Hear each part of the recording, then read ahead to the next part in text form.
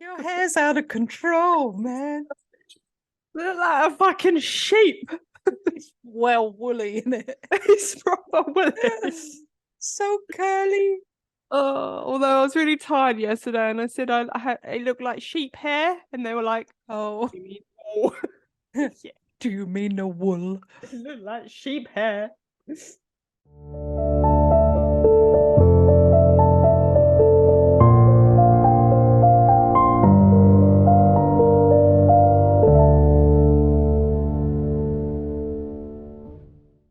This morning, Susie's got a terrible habit of, sneaking up, right? She does this thing where at any given moment, if you're bent over, she fucking jumps on your back. Oh, does she? She jumps on your back. So I got up this morning and I put my dressing gown on and then I bent down to pick up my joggy bottoms to put them on. And as soon as I bent down, blam, straight on my back. And then you just have to stay Blam. bent over. You just have to stay there bent over because if you kind of straighten up, then she clings on for dear life. So It's you have like, to stay bent "Have over and Velcro." just walk bent over until you can get to somewhere. No. Honestly, you'll be bent over like putting your shoes on. Blam! Susie jumps on just out of nowhere. Just like you were Blam. upstairs Susie on a your back. second ago. It's like, wait a minute, someone's bending over. Blam. She does it the worst in the kitchen. If you're in the kitchen, jumps on your back. If you're sitting at the kitchen table eating dinner, all of a sudden, blam! You've got a cat on your shoulder. She just. Oh, Jesus, she's so blammy. Oh. Before we get started, we have a shout out to give. I also have a shout out to give. You do yours first, and then I'll. Well, no, I was reminding you of yours. Oh, yeah. I've got two shout outs then. Oh, okay. So, first of all, Mr. Tony Cooper. Woohoo! Thank you so much for our coffees. Thank you, Tony. He's a very big supporter of the show and he listens to all of our nonsense and he watches the videos as well. Oh, he's a glutton for punishment, isn't he? Honestly, I don't know why you'd watch them back. Sorry, Tony. Sorry. They are hilarious though. So if you haven't watched the YouTube videos, they are funny. Well, yeah, they're funny to us. I don't know if they're funny to everyone else. But they have Kate does a really good job of editing all the photos in. So when we're talking about the photos of different things, they're all in the YouTube videos. So it's really good to visualize what's going on in the story. And secondly, I need to give a shout out to Maddie. And Maddie is a friend. Maddie is the one I spoke about in last week's episode about the twins, and she is a twin herself. Oh, okay. Hey, Maddie. She also listens to every episode, and she has told everybody where she works to listen to our podcast. So they've all downloaded it, and they're all listening. Hopefully, is she planning on leaving her current job then? Everyone would be like, why did you do this? Why? So shout out to the College of West Anglia. Thank you all for listening, and if you're not listening, then you're not going to hear the shout out and you're missing out. So well, that's true. Yeah, she messaged me. She was like, what's next week's episode going to be? And I was like, I don't actually know because Kate's doing it, so I don't know what it's going to be. It's a surprise. Cheers.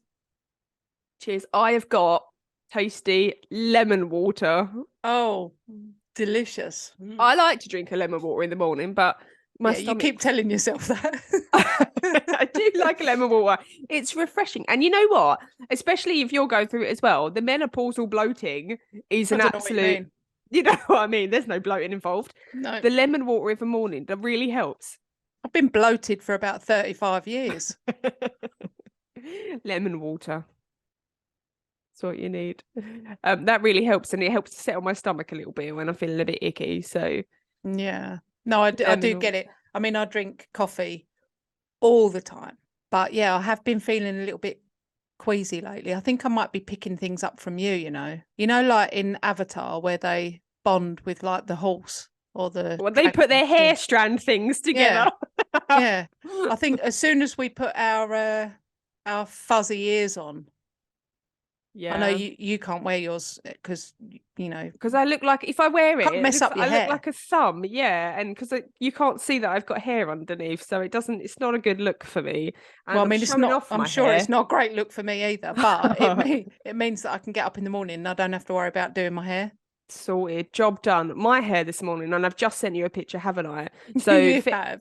for anybody watching the YouTube videos, you all have noticed my hair's grown considerably. Yeah. But you can't see a lot of it. And at the back, it's incredibly curly. And my hair Very wasn't curly. sheep-like. It's very sheep-like. My hair was not curly at all beforehand. And then chemo, lost it all. It's come back, and now I look like a sheep. It's just completely different color and everything. Oh, completely different color, completely different texture, and it looks like it's like wool. It looks really wiry, really shit. It's not though. You felt it. It's very soft hair. It is very soft, actually. It's like very babe. soft. Yeah, it's brand new. When it snowed a little while ago, I went outside. And I was like, it's the first time my hair's seeing the snow. Oh, you're a special kind of poddy.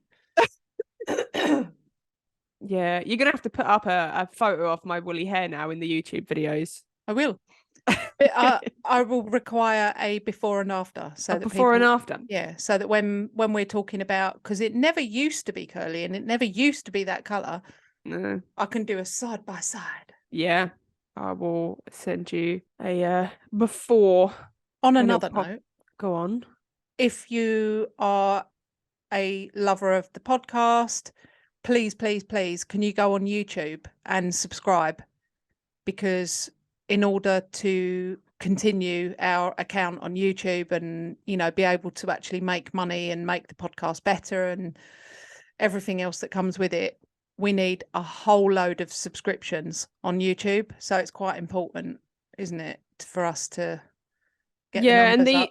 The YouTube video comes out a week after the episode, so you can. There's already loads on there. You can watch the other ones. They're quite hilarious to watch. Me and Kate in action. And you've got all the photos as well to look at. Crime scene photos and different photos that correspond to the episode. So it's really interesting, actually. It is actually. So there. So if you want to be interested, do it. If you don't, do it. Just do it. Whatever. Okay. Good morning. Morning. I'm really excited about your episode today because I don't know what it is. I'm excited about it too. I was really indecisive about what I was going to do. And I've been toying with this story for a few weeks now. And I started to get into it and then I just fell into it. And when you can't stop reading stuff about it. I went on Scribd, which is a really good app. If you haven't got it, it's really good because it's got loads and loads of audio books, documents, actual books. But it's really good. It's a really good source of information. And obviously you can read through books without actually having to go out and buy them. But yeah, it's really good. So I went on Scribd. I was reading loads of bits of books and articles and documents. I already pre-warned you that I was going to be a yawny girl today. That is true. I did the chemo yesterday and I'm really tired. Well, all right, I'll let you off. Is that a good enough excuse? It's the only excuse. The only excuse for yawning. If I put my eyes like that, it looks like I've got actual black eyes. Yeah, you've got very dark, Black-eyed kids. Yeah. See the whites? Now the whites are gone. That's quite creepy, actually. That's very creepy, yeah. Black eyes. Anyways, you researched your story. Yeah. And I found so much information on it. It's okay. Well, let's just get into it. Yeah. Let's do this. So today, my story is the Hill abduction. Oh. And it is the first documented UFO abduction in the US. I don't know in the world. I don't know. But certainly in the US, it was the first documented UFO abduction.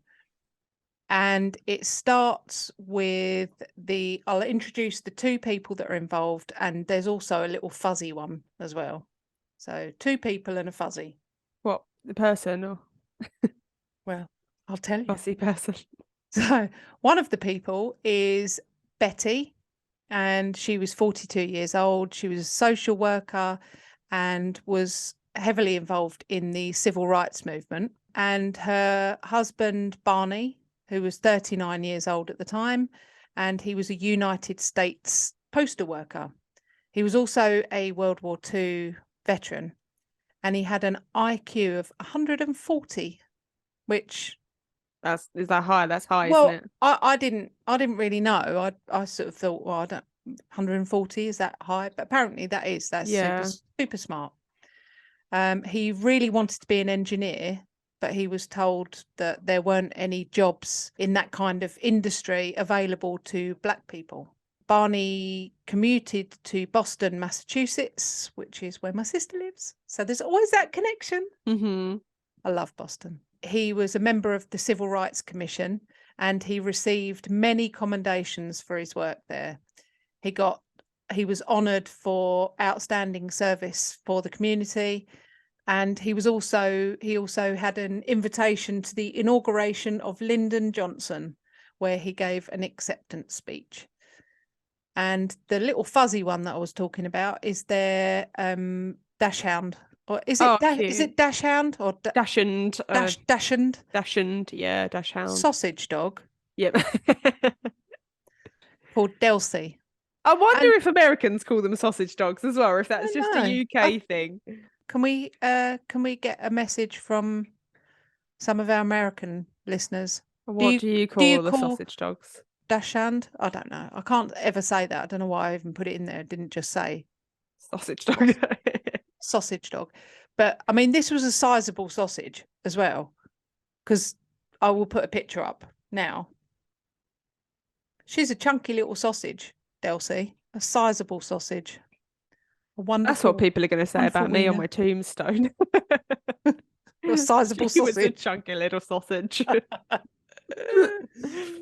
So Betty and Barney, they were an interracial couple. So Barney was Black and Betty was white. They both did a lot for the NAACP, which is the National Association for the Advancement of Coloured People. Oh. So they were getting it done. Good people. So that's the introduction to the people. Barney, Betty, Delcy.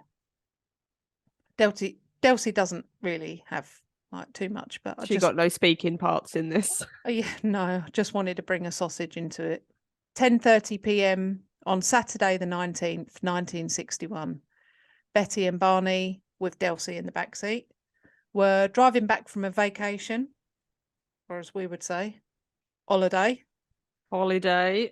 And there was quite a few sources that were saying, oh, it was their honeymoon, and then other people that were saying it was just a holiday. But in actual fact, after much delving, Barney had suggested that it was going to kind of be like the honeymoon that they never had. Mm-hmm. So it was just kind of, let's just do a trip. So it was very last minute. And they went to Niagara Falls and they travelled around Montreal. And this was literally just for like the weekend. They took Delcy, they searched for a dog-friendly hotel and stayed there with Delcy. While they were in Montreal, they heard a weather report about a hurricane that was coming in. And it was actually a tropical storm that was headed for the whole East Coast. And the hurricane was due to hit their hometown in New Hampshire. So they thought they would drive through the night and beat the weather home rather than getting caught in it and having to drive through hurricanes and all sorts. So the drive from Montreal to Portsmouth, New Hampshire, would take around 4.5 to 5 hours. So off they went. As they were approaching Lancaster, New Hampshire, Betty saw a bright light in the sky. She was looking at it because she thought it was a star, And then she noticed that it was kind of moving, or it looked like it was moving. So she thought, oh, it's a shooting star. And Betty was absolutely fascinated by the night sky. Her father was a real like space junkie. Like he loved anything to do with space, and her father were particularly fascinated by the night sky because just 4 years previously Sputnik had been launched. So it was all a bit of a sort of, you know, big thing at this time. While she was looking at this light, she thought it could possibly be a satellite. She'd never been able to see a satellite before, so she was super interested to see it. So she asked Barney if they could stop and get the binoculars off the back seat and have a look. So they stopped the car just south of Twin Mountain and got their binoculars out to have a better look. Although they thought it could be a satellite, it wasn't acting like a satellite, like it was moving in weird patterns. As she watched it, it appeared to get bigger and brighter. And Betty handed the binoculars to Barney and said, you know, have a look and see what you think. But it looks like it's moving in sort of weird directions. And it did a sort of circle in the sky and zipped across the sky, but sort of stayed in view. Barney sort of said, I don't know, it's probably just a commercial airliner or something like that. Don't worry about it. Come on, let's get back on the road, beat the traffic. It's getting late. So they continued down the same road. But Betty kept her eyes on it. And as they were driving, it kind of looked like it was following them and getting nearer. And then really quickly, it zigzagged across the road. And at that point, they knew that it wasn't a satellite, it wasn't a shooting star, it wasn't a commercial airliner.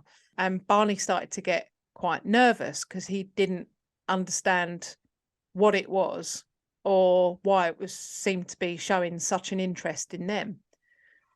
So by the time they got to a place called Indian Head, it came over the top of one of the mountains and it came right over the top of the road that they were on. They stopped because they said that it was a couple of 100 feet in front of them, but it was right over the top of the road and they kind of didn't want to carry on and like drive right underneath it. So they stopped. It was hovering about 100 foot up in the air.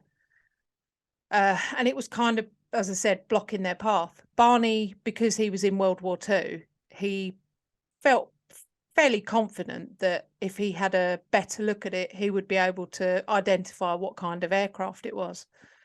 So again, he got the binoculars and he also had his gun in his pocket. So he was a little bit on edge with what this thing was. And he just got out the car and he walked a little distance in front of the car towards where the craft was. When he looked, he saw a disc-shaped craft, which he described as looking like a pancake. When he was looking through the binoculars, he could see that it had windows all the way round. And he could see figures in the craft looking at them. He said that he could fairly clearly see that there was about 10 humanoid figures standing there looking at them. And he said that he could see them close, he could see them clear enough that he could see they were wearing glossy black uniforms and black caps. However, again, in other sources, they've said that he said they were wearing black capes. Oh, okay. So I'm not sure. Cape sounds more likely than just putting on a little baseball cap, doesn't it? It does. It does. Although in more sources, I've seen it say caps. So okay. Description that they gave later on where they said that they were bald. So maybe it was capes. Maybe it was their caps and they was a little bit ashamed. Maybe it was one of these. 50 years. Yeah. Cap with flaps. So they were wearing glossy black uniforms and black caps with flaps. They weren't. Well, actually, who's to say? Maybe they were. Then, so he's looking at them. He said that he actually said there was 8 to 11 humanoid figures, and I thought, 10. So, yeah. If you can count up 9, to 8, 10. you could probably count the rest. Yeah. So he said 8 to 11 humanoid figures standing there looking at him with their caps with flaps. Then, in unison, all but one moved to a panel on the back wall of the room that they were in. Or he said it looked like a sort of corridor. One figure just didn't move, just remained standing there, staring right at him. So he can see all this through the windows of the... Yeah, through the binoculars, through the windows of this craft, because he said it wasn't sort of overly far. It was like a couple of 100 foot down the road, and it was big as well. So the one figure that remained standing there continued to stare at him. Barney said that it communicated to him to stay where he was and continue to look. The craft then extended out 2 fins like wings, with a red light at each end. And also there was a long structure that descended from the bottom of the aircraft. The craft came down to about 50 feet from the ground and then approached them. So it was nearer than it was. Barney would later say that these beings, this quote, these beings were somehow not human. Barney gets an overwhelming feeling that they're there to capture them. Barney also knows that this is not any kind of plane or aircraft from this planet. He nothing that was in World War II. Nope. So he shouts to Betty, get back in the car. They do. Barney starts tearing down the road. And by all accounts, certainly from Betty, he's driving like a nutter. Mm-hmm. Betty, she didn't say that, but that's what she meant. He's scared. He's driving like a nutter. Betty is still very inquisitive about it, and she actually sticks her head out the window as they're going along to see where it is. Barney then turns off the highway down a small road, and the craft makes a move and still continues to follow them right overhead. As they're driving down this small road, they begin to hear like a rhythmic buzzing, and it gets louder and stronger and louder and stronger, and it feels like they're kind of vibrating, like their whole bodies are vibrating, and this noise is getting louder and louder and louder, and it seems to be not only coming from the ship, the craft, but kind of at the back of their car, like where the boot is. It kind of feels like it's radiating from the back. And all of a sudden, imagine how terrified you'd be, because like, what do you do? I mean, yeah, it's completely you're not driving unknown. really fast, but you're not driving fast enough to get away from it. No, I mean, nothing is going to be fast enough, is it? No. Yeah, so that they've got this buzzing noise, and they said it was really rhythmic, almost like putting them in a trance. It was really rhythmic, and they said they started to feel really tingly and weird. They're my words, not theirs, but that's pretty much how they described it. They had this tingling feeling, and it felt really strange. All of a sudden, they kind of felt a bit of a sort of blackout type feeling, and Barney kind of snaps out of this sort of trance, and he looks up and he can see that they're on the highway and there's signs for Concord. So where they were on the highway with these signs for Concord was about 35 miles away from where they'd just been. Oh dear. I know. So somehow they had travelled 35 miles from where they'd just been. That's like, I've done that before when I'm driving, not quite to the degree of 35 miles, but you know, when you're on like when you zone out and you're like, oh, did I look at that last roundabout? I don't remember going through that town at all. No, I don't remember that red light back there. I do that. Probably less likely if there's 2 of you that are suddenly going to go, I mean, Why are we 1 here? minute, 1 minute they're running or driving from something in a panic, and then all of a sudden it's like the craft has gone, you're on a different stretch of highway. Yeah, they weren't even on a highway. They weren't anywhere near the highway. They were driving down a quiet country road that was tree lined. Oh, No, okay. nobody else around. And then all of a sudden, blam, they're on the highway, 35 miles away. So they arrived back home and they go in and they look at the time, and it should be around 3 a.m.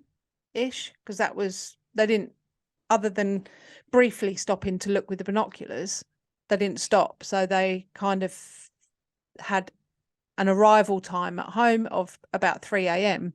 When they looked, it was 5 after 5 in the morning and the sun was starting to come up. So somehow they lost about 2 hours somewhere. Mm-hmm. They didn't really remember much at all about what happened, but for some reason Betty had a real strong feeling that she didn't want to bring any of the luggage or anything inside the house, because she kind of felt that it was contaminated, because they still remembered that they were being sort of followed by this weird craft. But yeah, she didn't want to bring any of the luggage in the house, so she was just like, no, just leave it at the porch and we'll sort it out tomorrow. Barney went into the bathroom and had to examine his private area. Yeah. Nicest way I can put that. He felt, although he didn't talk about it, he felt that there was something had happened to his private area there, and he needed to check. And we later learned that there were sort of markings around his groin area. But could be related, could not be related, who knows. But they both had a shower and went to sleep. However, there was a lot more information to come out of that fateful night. The next day, they noticed that there were some things that were very strange indeed. Barney noticed that the leather strap on his binoculars had been torn and broken. He found that his nicest dress shoes that he'd been wearing were all scuffed up across the toe, like maybe he'd been dragged with his feet behind him, but they were all scuffed up beyond kind of, buffing it out with some polish. So he was like, no. Damn. Betty noticed that her dress that she'd been wearing had been very badly torn on the hem, on the zip, and all throughout the lining. And I will put up a picture for all our YouTube listeners. These are bad, like, tears. They're significantly bad. And also, one of the strangest parts was that there was like a pink powder substance, and quite a lot of it as well. And you can see a lot of it in the picture. And I'm looking at the picture now, and it's amazing. There's a lot of pink powder on it. What most people want to know is how's the dog? All right, I'll get to that in 2 seconds. So pink powder, ripped dress, done. Also, the blue earrings that she'd been wearing on that night had gone. There was no sign of them anywhere, and she was a very sensible, careful person. She thought, I mean, one, you can imagine that maybe it, fell off or something in a panic, or I don't know. Yeah. But yeah, both her earrings gone, no sign of them. She went out, looked in the car, nothing. While she was out at the car, she noticed that there were real shiny concentric circles on the paintwork of the boot or trunk of their car. And if you remember, that's kind of where the noises were coming from when they were driving along. It was radiating a lot from like the boot area. But she said she touched the marks, wiped it, and they would not come off. And also, it had rained a little bit, so the car was like a little bit wet. these circles completely dry. I don't know if it was her or Barney that suggested getting a compass. It might have actually been her sister, but someone suggested that she put a compass near the circles on the boot, which she did. And when she did that, the needle on the compass just went nuts. It was just flying around all over the place, which kind of scared her a little bit. And she thought, all right. So why would it do that? I think it's something to do with like the magnetization of something, but it only did it around these circles. So it would be something that had been in contact with something that had maybe like magnetized that area of the car. Yeah. Barney kind of refused to admit that there was anything strange or awry. He didn't want to speak about it. He didn't really want any possible negative attention. And they kind of got enough, I suppose, attention being an interracial couple in the 60s, that part of America in the 60s. It was unusual, I guess. So he didn't really want any unnecessary attention. So Betty was quite upset about it and quite worried about it. So Barney said to Betty, let's go in separate rooms and we'll draw the craft that we saw. If both drawings are completely sort of different, then we can just kind of put it to bed and go, do you know what? Maybe it was a dream. Nothing. Maybe, you know, maybe it was a bit of an illusion. Don't know. So they did that. I'll show you Barney's sketch and I'll show you Betty's sketch. And I'll tell you now, they are pretty much identical. Oh, okay. Barney had to admit that these were pretty much completely identical.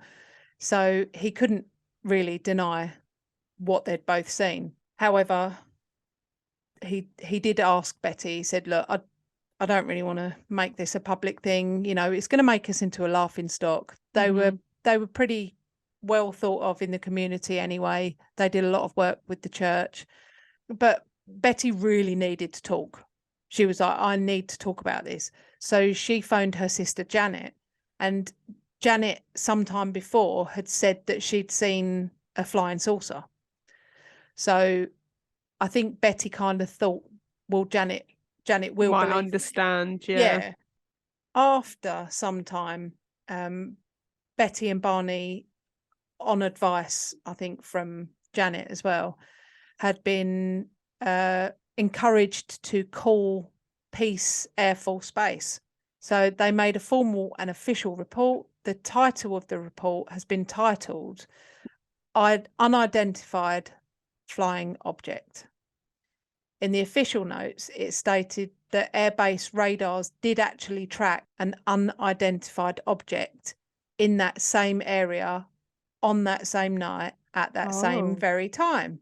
But not a coinkydink. Not a coinkydink. However, I was unable to actually get any other information about that. I couldn't find any actual report or anything. So, I mean, that seems to happen. Don't you think? That seems to happen with these possible UFO or actual UFO sightings? Because, I mean, UFO doesn't mean space alien, does it? It just means unidentified they don't know what it is. Object. Exactly. But it's really been bugging me about that one recently. Do you remember when we first started doing the podcast and you said, oh, have you seen what's been happening? The ones in America. Yeah. What happened about all that? Because that was big. It was on like the news. It was all on social media and everything like that. And then all of a sudden, nothing. And it's exactly the same as what happened before when something hit one of the blades of the wind turbine and knocked the whole blade off and broke it.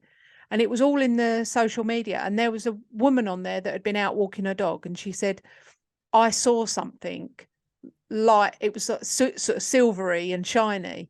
And it came shooting down and it hit the blade of the wind turbine. And we were like, oh my God, I wonder what it is. Because obviously there was wreckage of it on the floor. Nothing. It just seems to get buried. Yeah, but why? Because that makes me think that it is something. And why do they always say as they did with this very case, it was probably a weather balloon. Yeah, they blame a lot of things on weather balloons, don't they? They said this was a weather balloon. They said that the thing that hit the wind turbine could have possibly been a weather balloon. They said that these ones in America that you were telling me about, weather balloon. Weather balloon, yeah. How many weather balloons are there? Because I'm not sure that I've ever seen a weather balloon. What is a weather balloon? Right, we need to do an investigation on this and make it an episode. So I've just looked up weather balloons, and it just looks like a big white balloon. I think we need to look into this more, because I want to know what happened about all that weather balloon bonanza. I think they don't keep putting it in the news, and they don't keep doing they kind of like try and put it to bed because they don't want to cause mass hysteria. If people are suddenly thinking, oh my God, there's UFOs and we're under attack. Yeah, but if it's a weather balloon, then show us the proof. Yeah. Otherwise, we're going to be suspicious, because it's in our nature to be suspicious. I'm not sure it's this weather balloon. Anyway, so there was no official conclusion. So they couldn't state what it was. The officials stated that Betty and Barney's sighting could have been one of the following. 1, Jupiter. It does do that. It does follow you about. It does. Zips across the road. If I had a quid for every time Jupiter had followed me when I was on my way home, honestly, be a millionaire. So it was either Jupiter, or 2, it was an optical illusion, or 3, it was something caused by a temperature inversion. I do understand where they're coming from with the temperature inversion, because it can kind of like a mirage. Yeah, kind of, yeah. I get that, but even so, it's not going to follow you down the road, is it? You know, something's behind us. Oh, don't worry, it's a temperature inversion. 6 weeks later, or thereabouts anyway, Barney started suffering from severe headaches and also insomnia. In answer to your question much long ago, Delcy, the sausage, she had some health issues, but don't worry, apparently she was okay. So we can relax. Yeah. So Betty and Barney decided to go out for the evening, try and relax, forget about everything that had been going on. This is weird.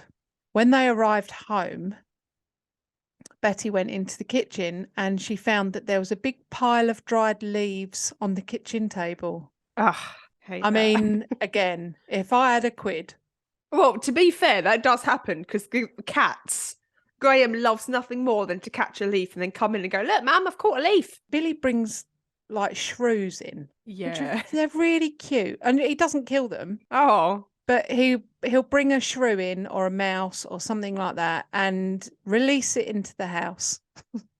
You've got to have a little mouse hunter. Can you imagine like Claire with that though? Mm-hmm. Because she's terrified of like mice and rats and little tiny things.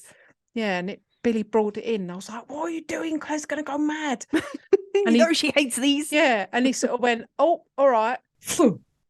Spat it out on the floor, and it went shoom, straight across the floor, under the door of the biggest cupboard with the most crap in it in our house, and shot to the back of the cupboard. And I was like, there is no chance that I am getting you out. That is where you live now.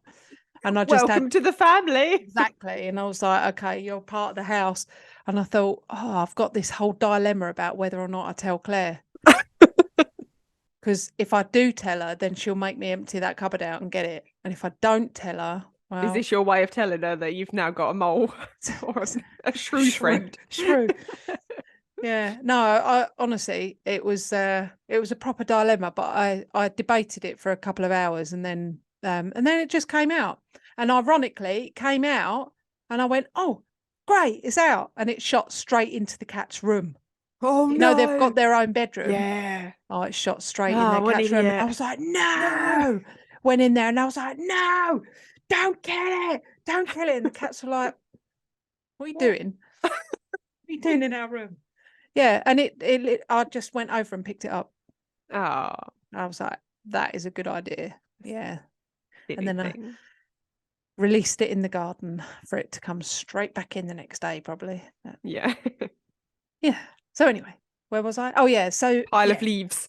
So set the scene. Betty walks into the kitchen and there's a huge pile of dried leaves on the kitchen table. And she thought, oh, for God's sake, I hate it when that happens. So she was like, okay. So she told Barney, and Barney was like, all right, I better check the windows and doors. Because, I mean, obviously, they're not my leaves. So they checked all the windows and doors, and everything was still shut, locked up, secure. So they were like, what do? Do you know what I mean? You can't go to the police, you can't go to the Air Force. Be like, these leaves have broken in somehow.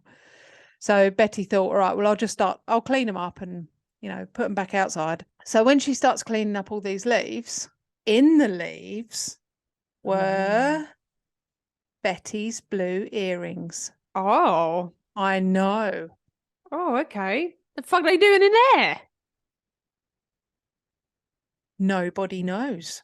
So weird. Both the blue earrings in this pile of leaves, side by side. Bizarre. So that was that. As the months went on, Betty and Barney would go back to this same site where it happened to see if it could try and jog any memories that they might have repressed or whatever. And they both have like a flash memory of men standing in the road in front of them, almost like a roadblock, they call it, with a sort of light behind them shining so they can see like the silhouettes of these men standing in the road. They also say that they've got a vague memory of like an orange type orb light in the trees on the road, something like that, but that's pretty much it. They can't get any more memory from that. This was such a weird phenomena for them to have. So they start talking to close friends that they had at their church, because they had a lot to do with their church, just to seek some sort of comfort. And a little bit later, a reporter from the Boston Traveller got hold of the story and he published it. Oh. And Betty and Barney literally became famous like overnight. Their story was just going nuts. Betty actually started giving interviews and she even appeared on a TV show. And on May 25th, 1966, Betty and Barney went on the radio with Alan Douglas to give an interview. But around this time, Barney's health started to get worse and worse. He started to go into a bit of a decline. So he had to take a break from his job. He was unable to work for some time. He was not only suffering with these excruciating headaches, but he developed high blood pressure, bleeding ulcers. He was diagnosed with post-traumatic stress disorder. He had very bad insomnia, so he hardly ever slept, and no medication was responding to it. They could not find out what the cause of all these symptoms were. So Barney's doctor suggested that it would be a good idea for Barney to go to a psychiatrist. And he was sent to Dr. Benjamin Simon in Boston. And he actually treated Betty and Barney, and he did a lot of their sessions completely separate from each other, because he said, I want to know what their response is to these questions, but separately.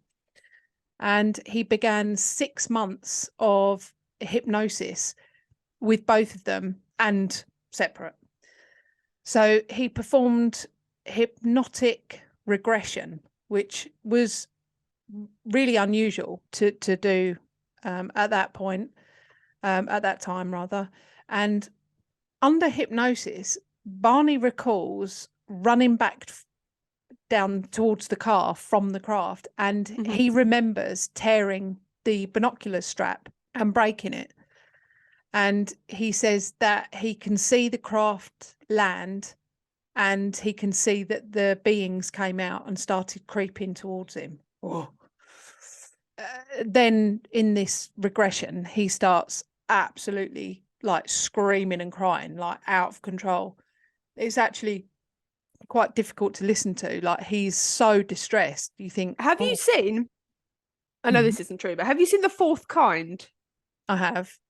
Goodness, I didn't realise that it wasn't true. I thought it was a real thing. And when they put them in the hypnosis and they're like absolutely freaking out. Yeah. But yeah, these things are proper distressing. I listened to some of their hypnosis tapes, and you can find them on YouTube. Mm-hmm. It's really distressing. It's really upsetting to hear a grown man who is, he's got a good reputation. He's a smart guy. Yeah. Very well thought of. So visibly upset and terrified. Yeah, it's really upsetting. Mind you, I can't stand to see men cry. It makes me cry straight away. I mean, it's good. I think it's good if they cry. I'm not saying don't cry, because that'll bother me. Don't cry because it upsets Kate. Yeah, it upsets me. It just really like affects me. I'm a crier. I cry at absolutely everything. But if there's an elderly person on the telly that is upset, it really gets me right in the feels. I hate, like, especially like a granddad. You've seen a granddad cry. Oh God. I don't. I know. It's it definitely does something to you, doesn't it? So yeah, he was screaming and crying. Both of them recount being taken and carried up a ramp or encouraged up a ramp onto the ship. They're both scared. They're both upset and crying. Then Betty said that they were able to communicate, but it's like she said there was a couple of them that could speak broken English, but the rest were speaking a different language. Yeah, so she said one of them communicated to her, quote, "There's nothing to be afraid of. We just need to do a few simple tests. You won't be harmed." This didn't. What are they testing for? I don't know. Betty, this didn't comfort Betty. No. She felt that there was everything to be afraid of. She freaked out, and she actually booted one of the ones that was next to her, booted him right in his shin, in his alien shin. But yeah, so anyway, they kind of subdued her. And she said when she kicked this little fella in the shin, she said that's when she remembers tearing. She said, I tore my dress. And under the hypnosis, she says, I tore my dress. I tore the hem of my dress. That makes sense. So yeah, that's where she tore part of it. She said they took her into an examination room, and she said that the being that she met in there was called the Examiner. I don't know. Aptly named. It does what it says on the tin, right? Dr. Simon had to end this particular session with Betty when she's talking about, she goes into this examination room, because she starts screaming in pain. She's like saying, it hurts, it hurts. And she's absolutely screaming the place down. So he was like, okay, and boom, you're out. So she was like, oh. So that was like the end of that session. On another session, he sort of goes back into it. He says, okay, so what happens when you go into the examination room? And she said that the examiner put a really big needle. She says he's putting the needle into my navel. Oh no. Oh no. Oh, that belly button. Yeah, the belly button. We don't call it a navel, do we? I'd never say navel. It's belly button. That's your belly button. Yeah, so he stuck a needle right in her button. No, I can't bear anything near my belly button. Me either. I can't touch my belly button. Nope. I mean, I clean it. Yeah. I clean it, cotton buds. Nope. Got a dirty belly button. I hate anything near my belly button. It makes me feel sick. Yeah, no, it does me as well. It gives me a funny queasy feeling. Yeah. It's not for needles. If you're listening, alien people, but you can put them anywhere. It doesn't have to be in the belly button. I know. So when Dr. Simon has a session with Barney, he, separate from Betty, he was amazed to ask Barney about what happened with his examination. And the details pretty much exactly the same, you know, big needle, belly button. Examiner room. However, in addition to this, Barney also said that he remembers being laid out on this table, on this examination table, and they put a sort of suction cup type device over his genitals and obtained a semen sample. So there could be alien Barneys. Babies. Yeah. Alien Barneys somewhere. He also had an examination on his spine where he said that it felt like they were counting his vertebrae. Unfortunately, he said that he also experienced what he described, sounds like a rectal probe, to be honest. He said that there, you know, something went in. When they were experiencing things that were pain, like Betty said about this needle in her belly button, she said it was absolutely excruciating pain until the examiner kind of waved his hand over Betty, and she said, and then the pain stopped instantly. Oh, a bit like Jedi. Some Darren Brown shit. You will feel no pain. Mm-hmm. You'll remember nothing. Yes, I will. No, you won't. Like that. Yes, we did that at Darren Brown. When we went to go and see Darren Brown, there's a bit of the show that we don't remember. That he done something to us that we don't remember. A 4 have you second... taken a pregnancy test? No. The mind is a fascinating blob. So when all these like hideous tests and everything had been over with, they'd all been done and finished, Betty said that she actually had quite good communication with one of them. Some sources say he was a bit of a like leader figure, and she was talking to him about like why they were here, and he said that they were here to observe and do a few simple tests, that kind of thing.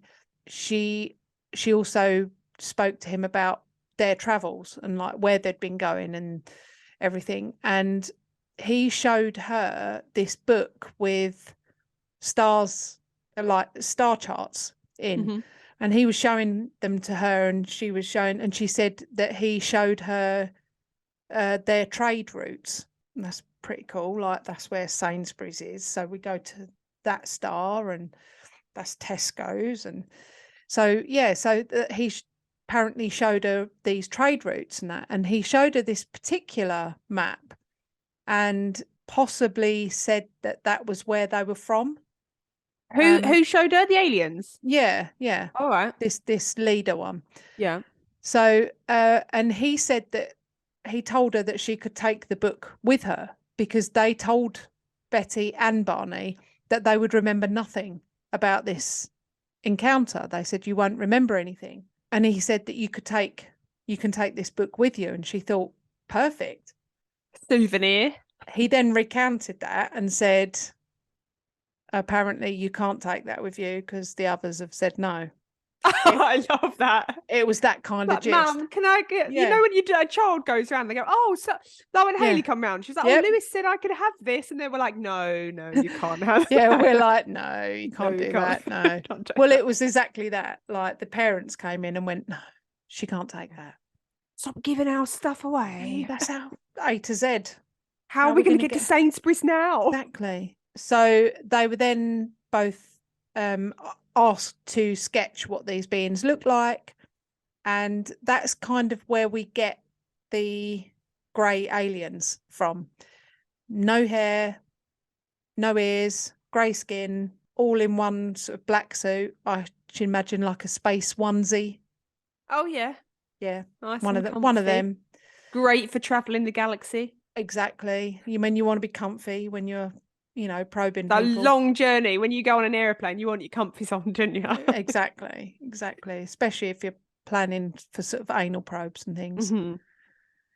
After several sessions, Betty was asked to sketch the star map that she was shown. There is a lot of controversy on this. I will post a picture. They showed the sketch to many astronomers asking for their help. Nobody could find anything that matched up with this. So Betty drew this in 1963. Mm-hmm. And apparently in 1969, 3 more stars were discovered as technology had improved, and, you know, they're always searching the galaxy. Mm-hmm. And only then, when these 3 stars were discovered, did this chart match. Oh. So, and I apologize for the ridiculous pronunciation I'm about to do on all of this, pretty much. 220 trillion miles from Earth, this star constellation was a match. And it is called, I'm sorry, Zetae Reticuli 1 and Zetae Reticuli 2. And there's much debate about, some people say that because Betty was a star fanatic, that she could have learned about Zeta Reticuli. Who 6 knows? years before they was found. Maybe this whole thing was a setup and she intentionally learned about this. But I mean, you see the drawings from her sketch to the actual chart of what it is. It is that. There's no doubt about it. It is exactly that. Mm-hmm. Whether she knew about it before or didn't, we'll never know. She also did a lot of lie detectors as well, and she was found to be telling the truth. So, well, that was the same in the Travis Walton one, wasn't it? When they exactly lie detected them. Doesn't mean to say that it is true. It's just that that's their version of the truth. Yes, that it picks up exactly. On. They said that it was concluded that they were honest people, mm-hmm. and they believed that this is what had happened. Mm-hmm. I mean, how you can get so much of this wrong, or not wrong, but confused with something else. I mean, how could you confuse, you know, anyway. Yeah, both accounts are very similar, and between him and her and stuff, it's not going to be. No. Either way, they were both super relieved that it was all out. They could, because of this regression, they were able to now remember big missing chunks of their lives, so they felt good about that. On February 25th, 1969, Barney sadly passed away from a cerebral hemorrhage, and he was only 46. Oh, goodness. Which is exactly how old I am. He was able to witness the book, or a book, that was written about them, and there's a picture of him and Betty with the book that I'll put up. But sadly, he was never able to witness what the huge media sensation that followed. Books were written, movies were made, TV shows were made. Betty sadly passed away on October 17th, 2004 at the age of 84, and she never remarried. Oh, bless her. The end. Oh, I know. Oh, that's such a strange one. Well, so what do you think? Oh, gosh. I don't know, because I just, like I say, why have they come, what are they testing for? Human beings continue to test on animals and plants and bacteria and all the time. I mean, our testing never stops, does it? I know, but I think if they've got the technology to fly, how many trillions of miles away was that star constellation? 220 trillion. If they've got the technology to fly that, well, you know, what do they need us for? Because by all accounts, when people say that, oh, I've come in contact with an alien, they're all very, very similar to what our makeup is. You know, they've got 2 arms, they've got 2 legs, they've got a torso, a neck, and a head. We test on monkeys, don't we? We test on chimps, we test on monkeys, because they're quite similar to us, and they've got a lot of a similar makeup.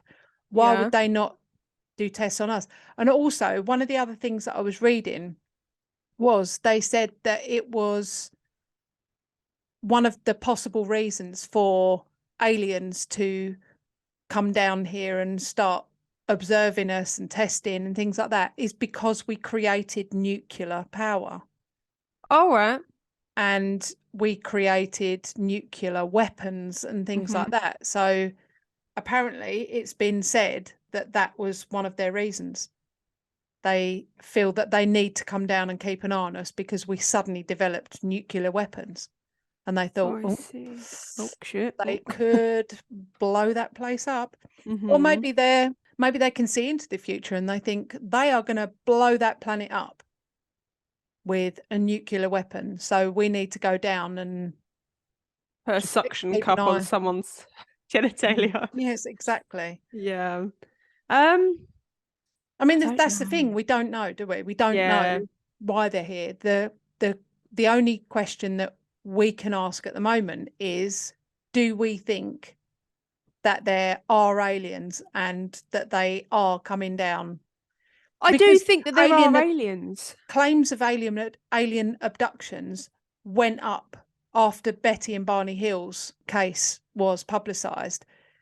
The UFO abductions reports that were coming in went up by like over 200%. Like, it went mad. And even Betty said, like, I don't believe that anywhere near even like half of these are true. Yeah. What was I going to say? Oh, the fact that they can breathe out air as well. We've gone up into space and it's a very different atmosphere there and we can't breathe up there and things. So the fact that they can breathe out air and survive on our planet must mean that their planet has a similar... If they're... Maybe, but we don't know what their advances are, do we? We don't know that they don't just survive in any atmosphere. And we don't know that they haven't taken some kind of tablet that enable, like we take...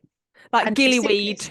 Like gillyweed, exactly. That's exactly what I was thinking, actually. Was it? Yeah. But we take things like gillyweed beforehand.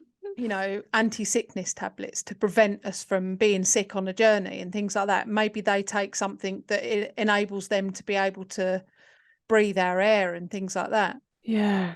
I find it very, very strange because these accounts are so vivid and so true that it's hard to discount. However, I feel like if they were true, there would be a way to be able to prove it. I mean, that's a good point. The pink, I should mention this. The pink powder. I don't think I did. The pink panther. The pink powder that they found was tested many, many times. And it was no known substance that we know of. They were never able to pinpoint it to anything that we've got on this planet. Yeah. So you again, you think, well, if they were faking it, how could they have faked that side of it? And I mean, they gave up everything for testing and examination. Did they ever get the stuff in from the boot? And they said they didn't want to get their luggage in because they felt it was contaminated. Yeah, I think they did. I didn't really see anything on that. Yeah. And it's the same as with the Black Eyed Kids episode, and when that person come in contact with the Black Eyed Kids and then they got really ill. Yes. So it's very similar to that, isn't it? Yeah. But I mean, Barney died really early on. He was really young. He was only 46. Yeah. And that was, did I say 1969? So 69. It was only a few years after that. Betty went on to live, a much longer life. Did she have any ill health? She died of cancer. Oh. So yeah. Let's see, you can pick that up without getting probed. Yeah. I don't know. To be honest, the only one who knew the truth was Delcy. She was sitting on the back seat, little sausage. Just watching it all. Yeah. She's quite a chunky sausage, honestly. Wait till you see the picture. I was like, oh, I love sausage dogs. And then I was like, Jesus Christ. She's a chunky one. She is a sizable sausage. That's because they got such little legs, they can't run it off. No, you can't even see Delcy's legs. Their belly just rubs along the bottom. One last thing before we go. My godmother, Anita, who is Donna's mum. Do you remember Donna bought us coffee? Her rescue dog, Lola, and the dog walker were really badly attacked the other day by a dog that was off the lead and irresponsible dog owner. And she's been really badly bitten, Lola, and she's had to go in and have a couple of surgeries now. It looks like she's on the mend. She's had a really hard time of it lately. Anita recently lost her partner, Peter, which was Lola's dad. And Lola's really missing her dad. I would just like anyone who's listening, anyone who's hearing this, please, please, please just send out some good vibes to Lola. She's a beautiful dog, of course. And she really needs some good healing vibes sent out to her, because she's had a really hard time losing her dad recently. And if everyone can just send out some healing vibes to her, because she's a beautiful dog, and she is a rescue dog, so she's not had the best start to life, but she's got an amazing home with Anita. So yes, that's all I wanted to say, really. Just send out healing vibes to Lola. I'll put a little picture up because she's a beautiful girl. Oh, bless her. Yeah. So hopefully we'll have an update and she'll be shiny and new. If you have enjoyed listening to our episodes, make sure you rate us and leave us a review on whatever platform you are listening. We absolutely love hearing from you guys. So you can also help support our show by donating to our Buy Me a Coffee link. We will make sure that you get a massive shout out and a big thank you in our next week's episode. You can also follow us on social media at Perplexed Podcasts. We're on Facebook, Instagram, and if you want to see more videos and blooper reels, subscribe to our TikTok and YouTube channels. You can also email us your stories at perplexedpodcasts@gmail.com. And you can find all the relevant links in the episode descriptions. Thanks for listening. Bye. Bye.